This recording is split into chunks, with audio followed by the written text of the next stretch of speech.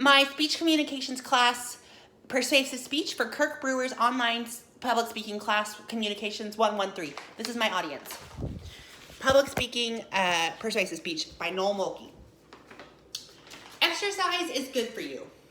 American Medical Association states the nation's obesity rate is approaching 40% after holding steady from 2005 to 2012.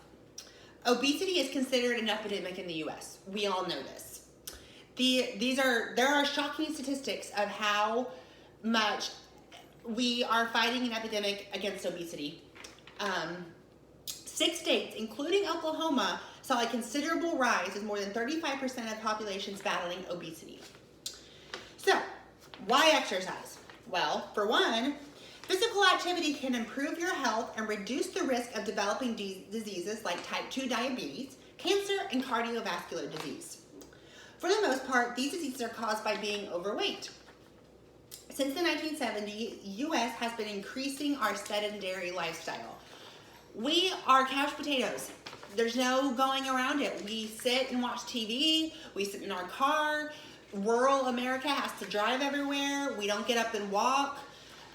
When it gets hot outside, people sit down and they don't feel like going outside. America is a culture based on a sedentary lifestyle.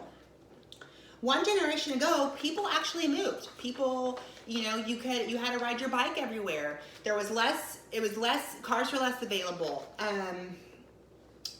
Since the 1970s, U.S. has really evolved, has really changed into, there's home streaming services. We don't go out to watch stuff. We don't go out inside and play. Everyone's on their iPads. Everyone's on their iPhones.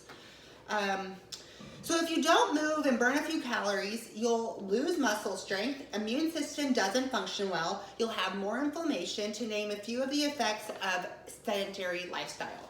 The inactivity of your body can cause a lot of health problems. So you don't have to adopt a sedentary lifestyle. You can move. You can just move. You don't have to run a marathon. You can start simply. You can start by taking the stairs, skip the elevator. You can park in the furthest parking spot away from the door to walk in. You can walk around the neighborhood. You can just walk around the neighborhood with your dog. You don't have to immediately go for a run. There are ways around to start moving. Just be sure to get up from in your office. Be sure to get up and move every 30 minutes. There is a way to incorporate. I hear it all the time. The biggest excuses of exercise is we don't have time to do it. There is a way to incorporate exercise and your well-being into your work, into your full-time job. Visualization. For me personally, I lost 90 pounds in 4 months, and I did it by starting small. I began running around the block. I began walking around the block every day. I walked around the block and I slowly moved on up to running. I watched my calorie intake. I stated my goal was to become fitter. I wanted to lose weight. Heart disease runs in my family, so I didn't want to take the chance. Today, I am an elite triathlete.